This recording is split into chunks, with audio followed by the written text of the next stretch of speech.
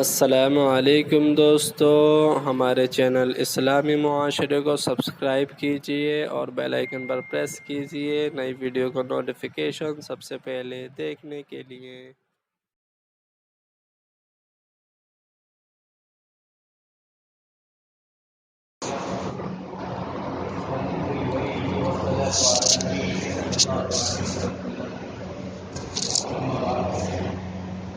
قال الله سبحانه وتعالى في القرآن الكريم قال أعوذ بالله من الشيطان الرجيم بسم الله الرحمن الرحيم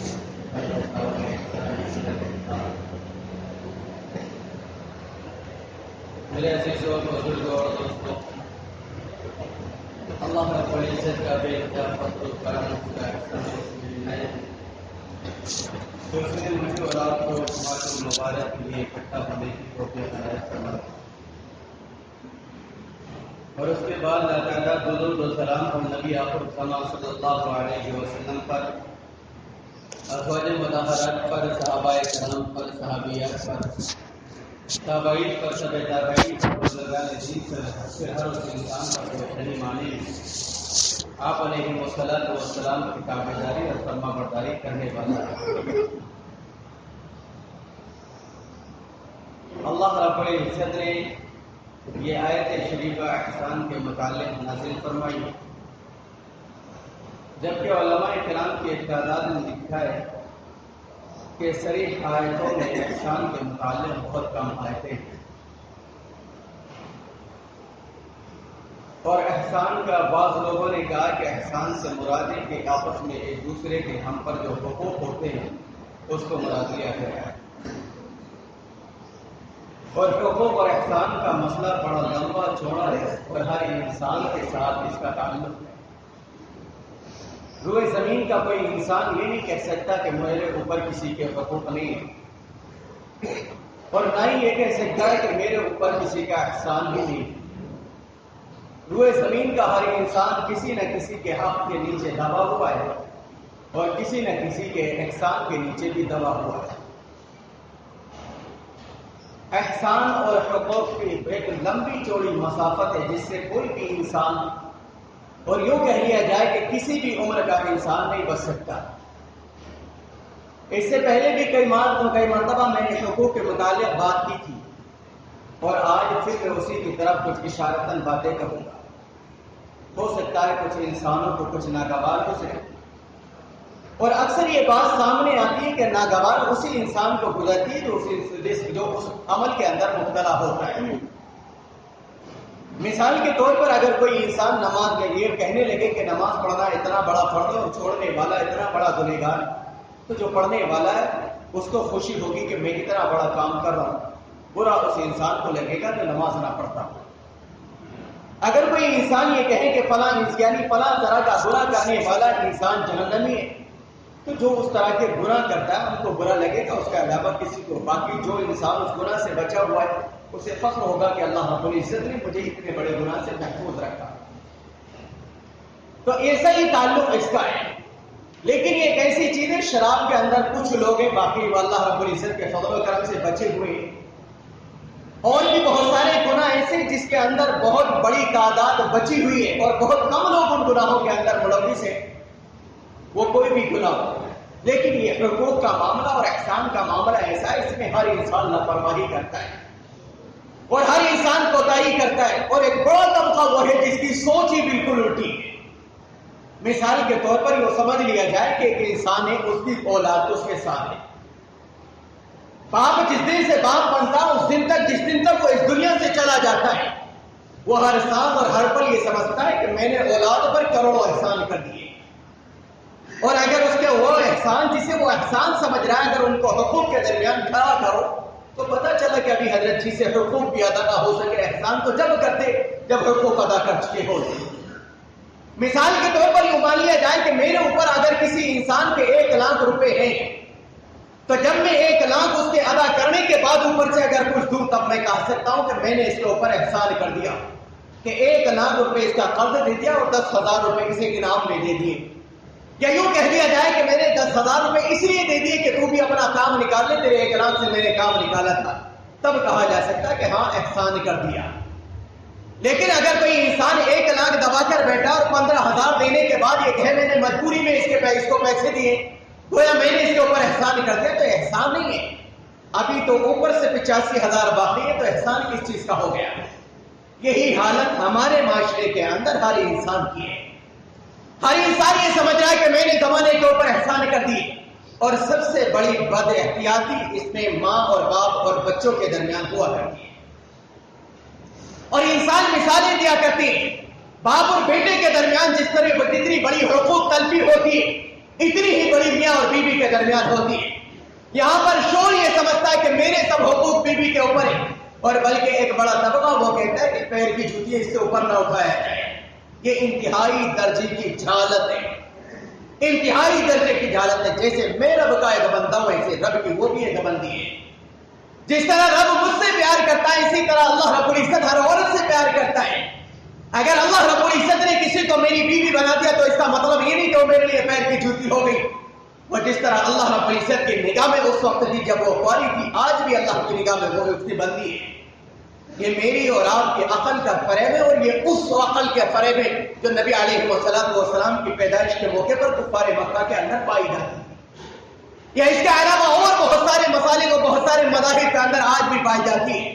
وہ عورتوں کو کوئی حقوق نہیں دیا کرتی، اور آج بھی بہت سارے مذہب ایسے ہیں جس میں عورتوں کے لیے کوئی حق نہیں ہے۔ اللہ رب العزت نے مذہب اسلام کے اندر عورت کا ہر اعتبار سے حق رکھا ہے۔ کچھ لوگ یہ کہا کرتے ہیں کہ اللہ رب العزت نے میراث کے اندر اور بیٹی کا حق آدھا رکھا ہے، لیکن وہ یہ بھول جاتے ہیں کہ باپ کی میراث میں حق آدھا رکھا ہے، لیکن ادھر سے شوہر کی میراث بھی ملنے والی ہے۔ لیکن بیٹے کو شوہر کی میراث نہیں ملنے والی، بیوی کی میراث اتنی ہوتی نہیں ہے، شوہر کی بہت بڑے پیمانے، کیونکہ وہ بھی ایک گھر کا باپ ہے، وہ بھی ایک گھر کا مالک ہے۔ تو وہاں پر شوہر کی میراث کئی گنا زیادہ ہوتی ہے، بیوی کی میراث اتنی نہیں ہوا کرتی، اور بیوی کی اگر میراث ہوتی بھی ہے تو 98% ہوتی ہے جو خود شوہر کما کے دیتا ہے۔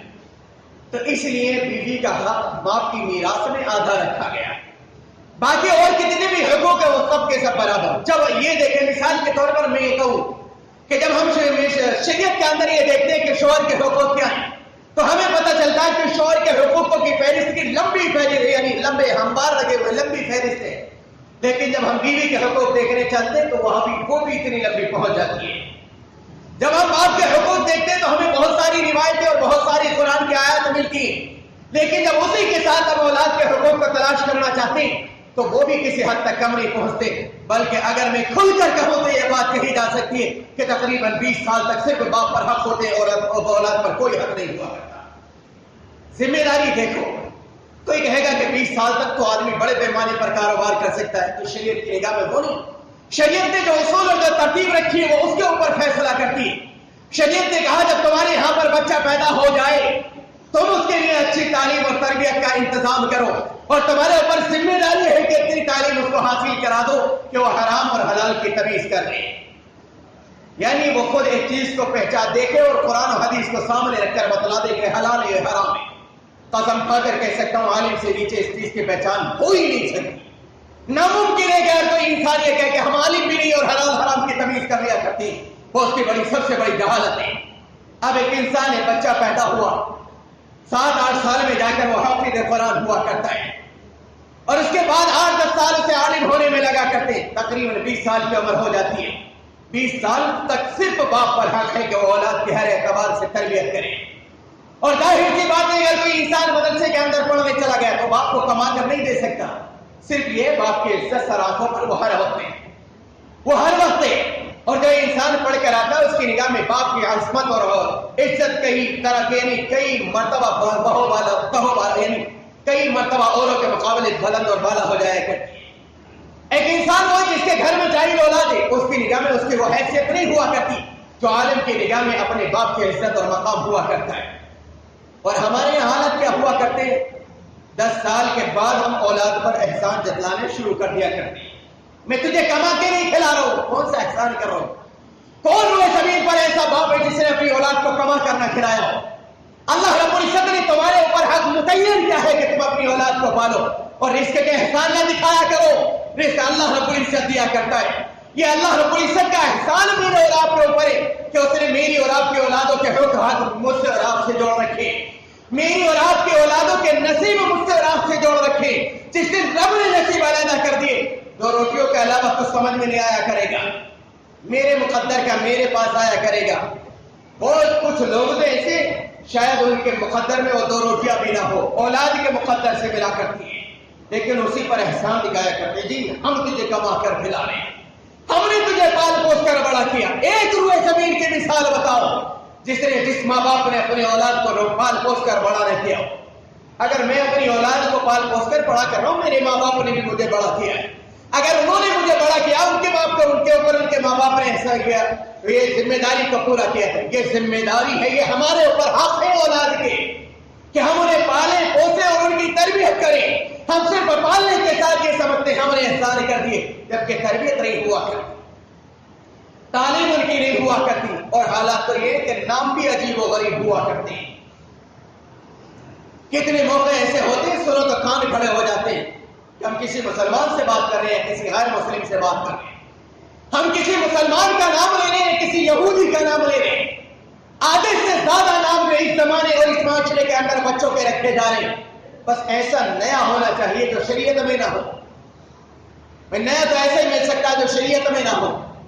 ایسا مانا نکال, ایسا نام نکال کے لائے گا, پھر مانا مارا اپنے پولیس صاحب مانے نکال دو. مانا نہ کہاں سے مانے نکال کر رہے ہیں. اس نے عربی پڑھی ہوتی ہے, عبرانی زبان نہیں پڑھی ہوتی, اس نے عربی پڑھی ہوتی ہے, ترکی کے معنی وہ نہیں نکالا کرتا. ذمہ داری ہے کہ ہم سب سے پہلی چیز یہ ہے کہ جس گھر کے اندر بچہ پیدا ہو اس کے دائیں کان میں اذان, بائیں کان میں تکبیر کہی جائے. اور ہوتا ہے کہ یہ بھی بیچارہ محلے کا امام یا محلے کا مؤذن ادا کرتا ہے. باپ کو اس کی بھی توفیق نہیں ہوتی. 98% باپ وہ ہے جو اپنے لگتے جگر کے کان میں اذان پڑھنے کی توفیق نہیں ہوتی. کہتے ہیں ہم اولاد پر احسان کر رہے ہیں. اس کے بعد دوسری باری آتی ہے کہ جب بچہ 7 دن کا ہو جائے اس کا عقیقہ کریں, اس کا اچھا سا نام رکھے. باقاعدہ پوری تفصیل کے ساتھ میں پیچھے بتا چکا ہوں, مختصر طور پر بتلا دوں. جب نام رکھنے کی باری آتی ہے تو نام تو شاید پہلے دن رکھ لیتے ہیں, اور دوسرے تیسرا دن اگر پار ہو جانا تو یہ سمجھتے ہیں اگر نام نہ رکھا جائے تو کہیں کفر پر نہ مر جائے.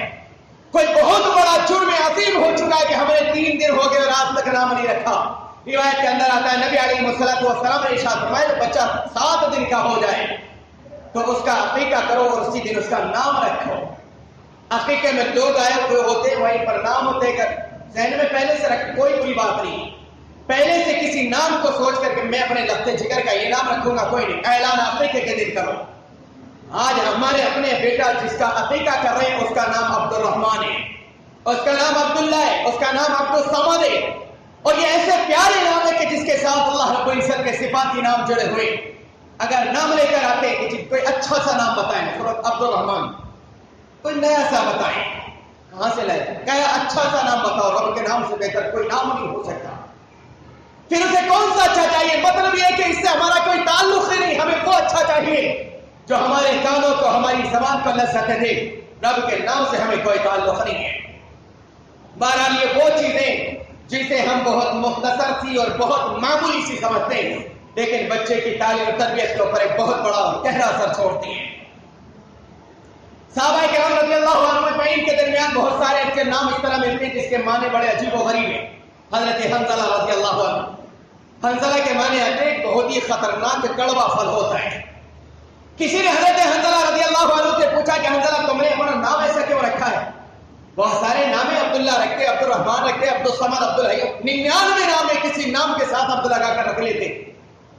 اور بیٹا ان کا جو غلام تھا اس کا نام ایسا تھا جس کے ساتھ اللہ رب العزت کا صفاتی نام تھا. نام وہ میرے ذہن میں نہیں ہے, یعنی معنی کے اعتبار سے غلام کا نام بہت پیارا اور ان کے نام کا معنی بے انتہا کڑوا پھل. بعض روایت سے ملتا ہے کہ وہ پھل جو جہنمیوں کو کھلایا جائے گا. کسی نے پوچھا کہ اپنا نام اتنا خطرناک تھا, ہم اپنا نام دشمن کے لیے رکھتے ہیں اور اپنے نوکروں کا نام اپنے لیے رکھتے ہیں. پتہ چلا کہ نام کا اتنا بڑا اثر پڑتا ہے, اپنے ساتھ ساتھ سامنے والے پر اثر پڑتا ہے. حضرت حنظلہ نے یہ بات کہی کہ ہم اپنے نام دشمنوں کے لیے رکھتے ہیں کیونکہ ہمارا کام ہے دشمنوں سے مقابلہ کرنا. ہم میدان جنگ میں جایا کرتے ہیں, سامنا پڑا کرتا ہے, اور غلاموں کا کام, ہم سے غلاموں کا تعلق ہم سے, وہ ہماری خدمت کیا کرتے ہیں. اس لیے غلاموں کا نام بہت یعنی بہت نرم والا اور اپنا نام بہت تیکھا رکھا کرتے ہیں. تو ہمارے یہاں پر عجیب و غریب حال ہے. جنگیں تو ہمارے باپ داداؤں نے جنگیں دیکھی ہوں گی انگریزی زمانے میں، اس کے بعد سے آج تک جو جنگ دیکھنے کی توفیق نہیں ہوئی. پھر کسی لیے نام رکھے جا رہے ہیں کہ شیر خان، چیتے خان اور فلانے صاحب اور بھیم کے صاحب. بڑے عجیب و غریب نام، اللہ حفاظت فرمائے. کبھی کبھی بڑا تعجب ہوتا ہے کہ ہمارے معاشرے نے، اللہ رب العزت نے ہمارے معاشرے پر وہ انعام کیے کہ اتنے علماء دیے، لیکن نام سننے کو آتا ہے تو انتہا ہو جاتی ہے، جہالت کی انتہا ہو جاتی ہے. بہرحال سے فرمایا کہ جب اور بڑا ہو جائے، جب وہ بولنا شروع کرے تو اسے سب سے پہلے چاہیے کہ اللہ رب العزت کا نام لبایا جائے. بہتر ہے کوشش یہ کی جائے کہ اس طرح کے کلمات بولے جسے ہم بہتری کے ساتھ، یعنی افضل جگہ پر بولا کرتے ہیں، لفظ اللہ کہے، اسے لا الہ الا اللہ سکھائیں، اسے بتلائیں کہ اللہ کیا ہے. ہمارے یہاں پر کیا ہوتا ہے، بچہ تھوڑا ہوتا ہے، میرے پیچھے بھی بالکل ہو بہو یہ جملے کہے تھے. ہمارے یہاں بچہ تھوڑا بڑا ہوتا ہے، ابا کیسے کھانستے ہیں، یعنی دادا کس طرح کھانستے ہیں، تو خاص بتا دادا چلتے کس طرح، تو جھک کر چل کر دکھا رہا ہوں. یہ انتہائی درجے کی جہالت ہے. یہ ایسی جہالت ہے روئے زمین پر کئی مثال مل ہی نہیں سکتی. اور ہمارے بوڑھے اللہ حفاظت فرمائے، پہلے زمانے میں ہم نے یہ دیکھا، اور ہم سے پہلے لوگ بھی اور جو مجھ سے بڑے عمر میں بخوبی جانتے ہیں، عربوں کے اندر دستور یہ تھا بچہ پیدا ہوتا دیہات کے اندر بھیج دیا جاتا، اس لیے کہ آب و ہوا اور وہاں کی تہذیب شہر کے مقابلے بہتر ہوتی. آج بھی بہتر ہوتی ہے. دیہاتوں میں اس طرح کھل کر گالی نہیں بک سکتا کوئی انسان. میرے دروازے پر آپ اور آپ کے دروازے پر میں گالی نہیں بک سکتا. سڑک پہ چلتے ہوئے کسی دروازے کے آم سامنے کھڑے ہو کر آدمی آسانی سے گالی نہیں بک سکتا، ورنہ لڑائی کسی اور سے گالیوں سے بکرا گھر والے نکل کر پھونک کر برابر کر دیتے ہیں. یہ شہروں کے مال ہیں. مسجد میں اذان نماز ہو رہی، باہر گالیاں سمجھ میں آئی. نماز ہو رہی، ادھر سجدے ہو رہے، سامنے کھڑے ہو کر کے انسان گالیاں بکرا پار بھین کی، اور وہ کوئی محلے میں اس طرح ہمت نہیں کر سکتا کہ اسے وہاں سے ہٹا دے. تو شہروں کے مقابلے دیہاتوں میں آج بھی تہذیب اور تمدن زیادہ ہے. تو پہلے لوگ اس لیے بھیجا کرتے تھے کہ آب و ہوا بھی بہتر ہے، آب و ہوا اور تہذیب اور تمدن کے لیے دیہات بھیجا کرتے تھے. اور اس کے بعد ایک معاشرہ ایسا آیا، ابھی کچھ زمانے پہلے یوں کہہ لیا جائے 30 سال پہلے یا 40 سال پہلے، لوگ اپنے بچوں کو باہر تو نہیں لیکن بوڑھوں کے پاس بھیجا کرتے تھے. جاؤ بیٹا دادا کے پاس جاؤ اپنے بڑے ابو کے پاس چلے جاؤ. کیوں؟ ماں باپ کی ذمہ داری کمانا، محنت کرنا. باپ کو اتنا وقت نہیں ملا کرتا. اس کا باپ یعنی بچے کا دادا ایک عمر میں جا کر کام سے فری ہو جاتا ہے کہ اب میری اولاد نے کام سنبھال لیا، اب میں فری ہو گیا. اور ہمارے یہاں پر یہ بھی بالکل الٹا کر دیا. باپ کہتا مرتے میں اپنے میں حق دے ہی نہیں سکتا. جب تک میں زندہ ہوں اولاد کے لیے کچھ کر ہی نہیں سکتا، نہ کچھ دے سکتا ہوں. جب تک میں زندہ میرا حکم چلے گا، میرا قانون گھر میں چلے گا. اور لوگوں کی حالتیں ایسی ہوتی ہے کہ دنیا کے لیے اور معاشرے کے لیے وہ عبرت کا سامان بن جاتی ہے.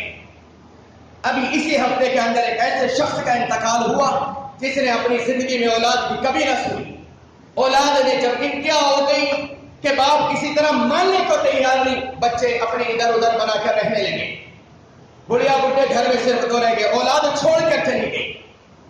اب اگر کسی وقت میں کوئی سا بیٹا آتا، دیکھا باپ دھوپ میں پڑا ہوا اٹھا کر ٹھنڈ میں کر گیا، تو جب تک دوسرا بیٹا نہیں آتا جہاں چھوڑ گیا وہی ہے. اور اگر دوسرا بیٹا آیا کہ شام کا وقت اندر گرمی ہو رہی تو ہاتھ چھوڑ گیا، اور رات کے صبح کے 2 بجے تک اگر کوئی سا بیٹا نہ آیا، باپ دھوپ میں پڑے سوکھتا رہا، کوئی پرسان حال نہ ہو سکے. یہ حالت ہے. ابھی اسی ہفتے میں انتقال ہوا اس شخص کا. تو ایسے عبرت کے نشان بنتے وہ لوگ جو اپنی اولاد پر اس طرح کی کھیتی کرتے کہ نہیں جب تک ہم زندے ہمارا قانون چلے گا. اگر اولاد آپ کی صلاحیت ہے کہ وہ کام سنبھال سکتی ہے اور آپ کے چاہتے ہیں کہ عزت کی زندگی جئیں، تو اولاد کے حوالے کر دو. بیٹا تمہاری ذمہ داری ہے، اور ہمیشہ اس سے پیار سے بات کرو، کبھی غصہ نہ دکھاؤ. علماء کرام نے لکھا جب اولاد تمہاری برابر کی ہو جائے، یعنی صحت میں اور طاقت میں تمہاری برابر کی ہو جائے، تو تم تائیں نہ کرو. 2 لوگوں کے بیچ میں اگر تمہارا لفظ جگر کھڑا ہے تو تائیں سے بات نہ کرو، کیونکہ تمہارا لفظ جگر ہے، جس کے ساتھ میں کھڑا ان کا لفظ جگر نہیں ہے. تم نہیں جانتے ان ساتھ میں کھڑے ہونے والوں کی نگاہ، ساتھ میں جو لوگ کھڑے ہیں ان کی نگاہ میں تمہاری اولاد کی کیا عزت ہے. تم ابھی وہاں تو تائیں کر کے آؤ گے، پھر وہ گھر پہ آ کر تم سے تو تائیں کرے گا. اپنی اولادوں کو عزت دو. قسم کھا کر یہ بات کہہ سکتا ہوں تمہاری اولادیں تمہاری عزت کرنے لگے. اور یہ نہ کہو کہ ہم تمہیں نہیں دیں، یہ تمہیں حق ہے، شریعت تمہیں حق دیتی ہے. کہ جب تک باپ زندہ ہے اس کی میراث تقسیم نہ کرے، کوئی حرج کی بات نہیں ہے، لیکن افضل یہ ہے کہ جب بچوں کی ذمہ داری سے فارغ ہو جاؤ، یا جو بچہ تمہارا ایسا ہو کہ میں نے مثال کے طور پر میں نے شادی کر دی اور شادی میں کی کام سنبھال سکتا ہے، بیٹا اپنی ذمہ داری پکڑو، قسم کھا کر کہہ سکتا ہوں سکون کی زندگی گزارو گے۔ اور دیکھ لو معاشرے کے اندر، محلے کے اندر دیکھ لو، جس انسان نے یہ کہا کہ نہیں میری جب تک میں زندہ ہوں میری چلے گی، اولاد نے ذلیل و خوار کر کے رہ گیا، اور اولاد نے نہیں بلکہ اس کے اس عمل نے اور اس کے اس ڈکٹیٹری نے اور اس کے ظلم نے اولاد کو مجبور کر دیا کہ اولاد سامنے ایک آخری دیوار بن کر کھڑی ہو گئی۔ بہرحال ہم اپنی اولادوں کے حقوق کو سمجھنے کی کوشش کریں، ہر وقت شکایتیں لے کر نہ آیا کرو کہ ہماری اولاد اس طرح کر رہی ہے، کبھی اپنے گریبان میں بھی دھات کر دیکھ لیا کرو کہ ہم نے اپنی اولادوں کے ساتھ کیا حشر کیا ہے، ہم نے اپنی اولادوں کے حقوق کس طرح ادا کیے، ہم نے اپنی اولادوں کے ساتھ جو ہماری ذمہ داریاں تھی ہم نے کس طرح ادا کیے، اور اس کے بعد پھر رب سے دعا کیا کرو، یہ نہ کہا کرو کہ مارا جائے گا، جب باپ مسلم زبان لڑاتا رہا ایسی موت مرے گا نہیں، کبھی اپنی اولاد کو برے جملے سے نہ پکارو، جب جس انسان نے برے جملے سے پکارا اولاد پر ہمیشہ غلط اثر پڑا ہے، ہمیشہ غلط اثر پڑا ہے۔ اور وہ لوگ جو اپنی اولاد کی تربیت نہیں کرتے، جو اپنی ذمہ داریوں کو اور اپنے حقوق کو ادا نہیں کرتے، جو ان کی اولاد کے ان کے اوپر ہے، ان کے میں نے وہ حشر بھی دیکھے کہ باپ ہمارا بیٹا جنازے سے باہر کھڑا ہوا ہے، کیوں؟ کیونکہ باپ پر ایک ذمہ داری تھی، ایک حق تھا کہ اپنی اولاد کو دین سکھا دیتا، لیکن نہ سکھا سکا۔ جب اسے ضرورت تھی کہ میرے واسطے جگر مجھے کھڑے ہو کر یہ کہے اللہم اغفر لی حینا و میتنا، اے میرے پروردگار میرے اس باپ کو بخش دے، میرے مردے کو بخش دے، لیکن لخت جگر وہ بھی نہیں کہہ سکتا، وہ بھی نہیں کہہ سکتا۔ کیوں؟ قصور جتنا اس بیٹے کا ہے جو باپ کے جنازے سے باہر کھڑا ہے، اتنا ہی اس باپ کا بھی، اور نتیجے بھی یہی نکلا کرتے ہیں برائی کے۔ بیری بول لگانے کے بعد کوئی یہ سمجھے کہ میں آم توڑ کر کھاؤں گا، یہ اس کی انتہائی کم سے کم ظرفی ہے، اور اس کے دماغ کی خرابی ہے۔ بیری بونے کے بعد آم نہیں توڑ سکتا، یا بیری بونے کے بعد وہ یہ سمجھے کہ اس پر کانٹے نہ آئے، ایسا ہو ہی نہیں سکتا۔ یہ اس کے ایسے عقل کی خرابی ہے جو اس کی علاج بھی نہیں ممکن، ناممکن ہے۔ تو کوئی اپنی اولاد کو بالکل جاہل اور چوپٹ چھوڑے اور اس کے بعد یہ سمجھے کہ جنازے پر کھڑا ہو کر میری بخشش کا سبب بنے گا، یہ ایسے ہی کوئی انسان بیری لگائے اور سمجھے کانٹے نہ آئیں گے، یا بیری لگائے کسی چیز کا درخت لگائے اور دوسرے پھل کے اوتار کو رکھے، یہ اسی طرح۔ تو میری اور آپ کی ذمہ داری ہے کہ ہم اپنی اولادوں کے حقوق کو ادا کریں، کما حقوق دوسرے میرا آپ کے اوپر یا آپ کا میرے اوپر ہے، اسے تو کون سمجھے گا؟ ایک خاندان والے کا خاندان والے کے اوپر کیا حق ہے اسے کون سمجھے گا؟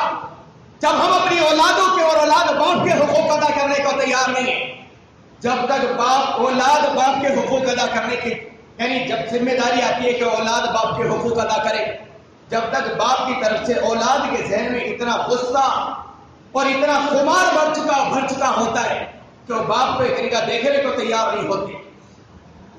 تبھی تو جس کے متعلق قرآن نے کہا فَلَا تَقُلْ لَهُمَا اُفٍّ، کہ انہیں اف نہ کہو۔ اولڈ ہاؤس میں جا کر دیکھو، بھرے پڑے ان لوگوں سے جنہیں اف کرنے سے لیے انکار کیا تھا قرآن نے۔ کیوں؟ جب انسان کا جنون بھڑکتا ہے تو وہ یہ نہیں دیکھا کرتا قرآن کیا کہہ رہا ہے، وہ یہ نہیں دیکھا کرتا حدیث کیا کہہ رہی، وہ کہتا ہے جو میں اپنی آنکھوں سے دیکھ رہا ہوں اسے مانوں، یا اس چیز کو مانو جسے آپ بیان کر رہے ہیں اور میں سمجھتا بھی نہیں۔ قرآن عربی میں آپ بھی تو ترجمہ کر کے سمجھا رہے ہیں، میں تھوڑا ہی سمجھ رہا ہوں۔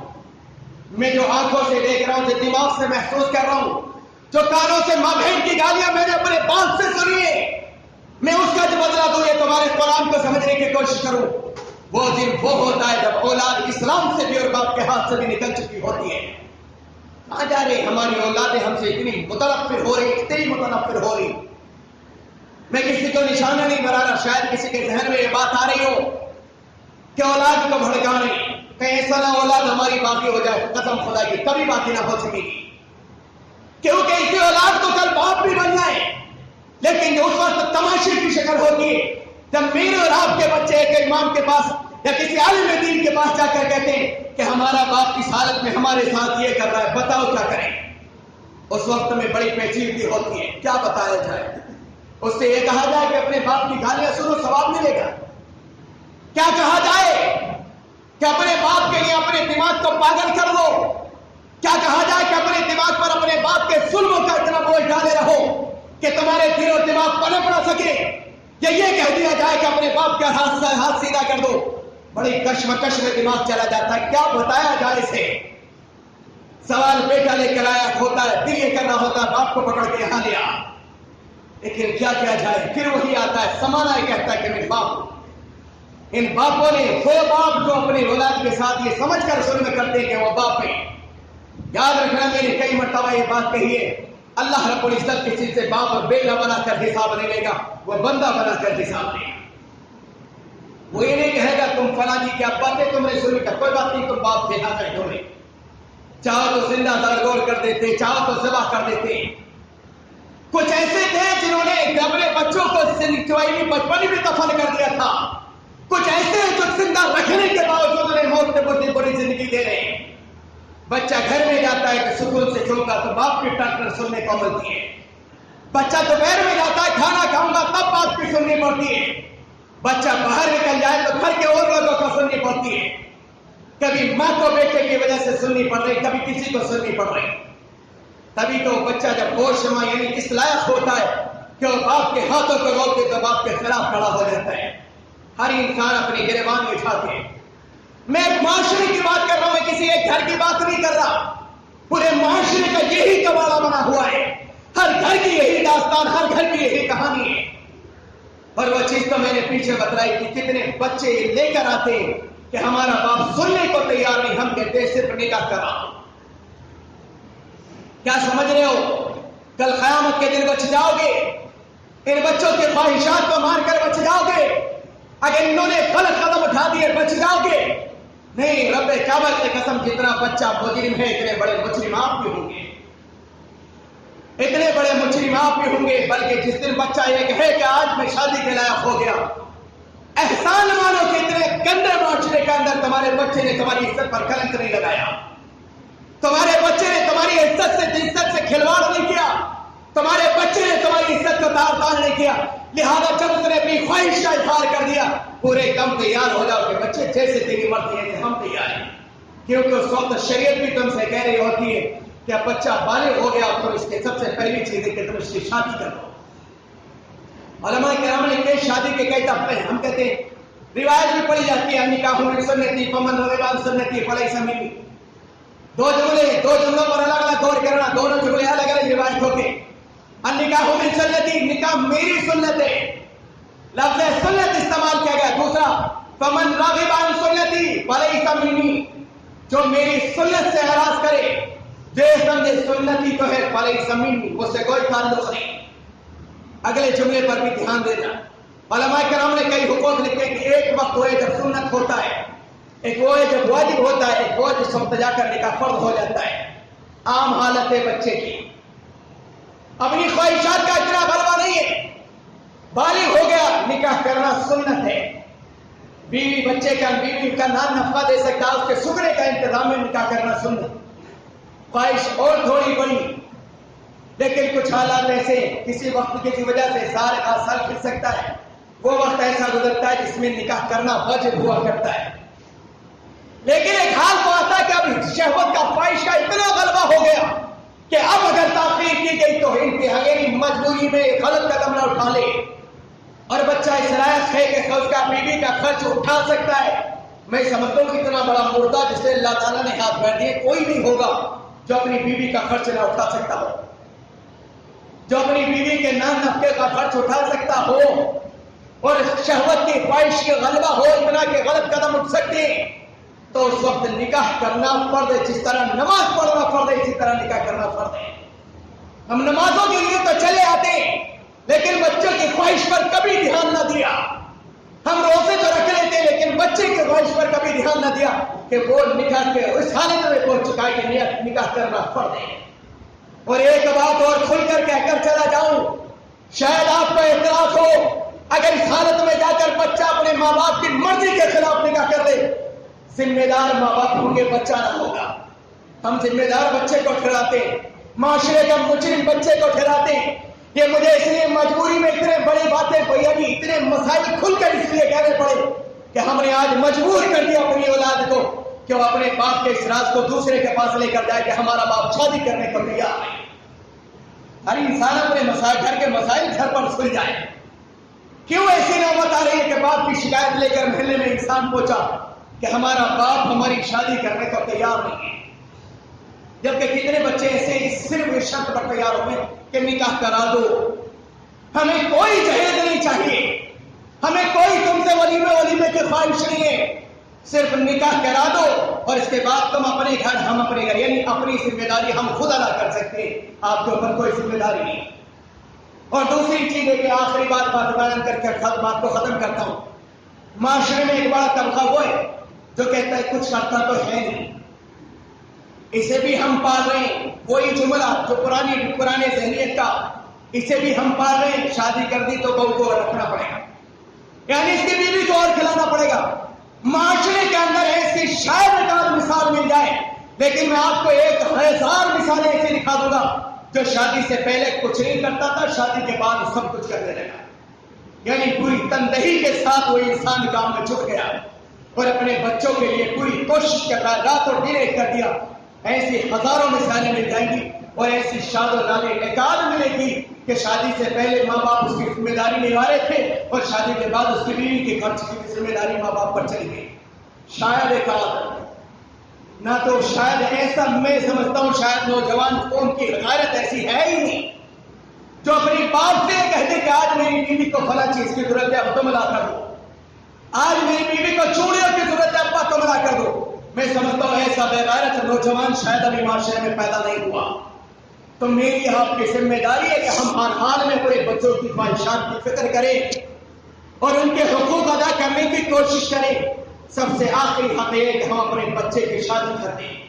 گھر بس گیا بچے، اب تم جانو کہاں سے کھلاؤ گے، کہاں سے پلاؤ گے اور کس طرح اس کے کپڑوں کا انتظام کرو گے، کس طرح اس کے لیے ہاتھ گدوں کا، سردی کا، گرمی کا، چارپائی کا یا تخت کا یا فرش کا تم انتظام کرو گے، یہ تمہاری ذمہ داری ہے۔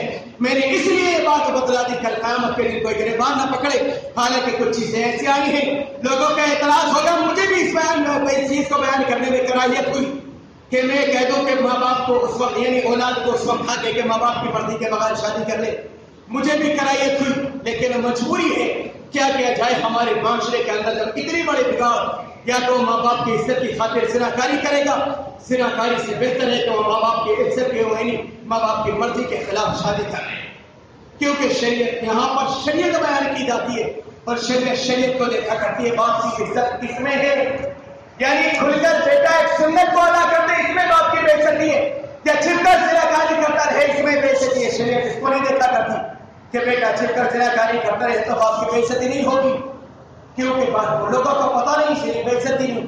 شریعت یہ دیکھتی ہے کہ رب کو دیکھ رہا ہے، رب ہی عزت اور ذلت دینے والا ہے اور رب ہی کے یہاں پر اعمال کا حساب ہونے والا ہے۔ اللہ رب العزت مجھے آپ کو، ہر انسان کو عقل سلیم عطا فرمائے۔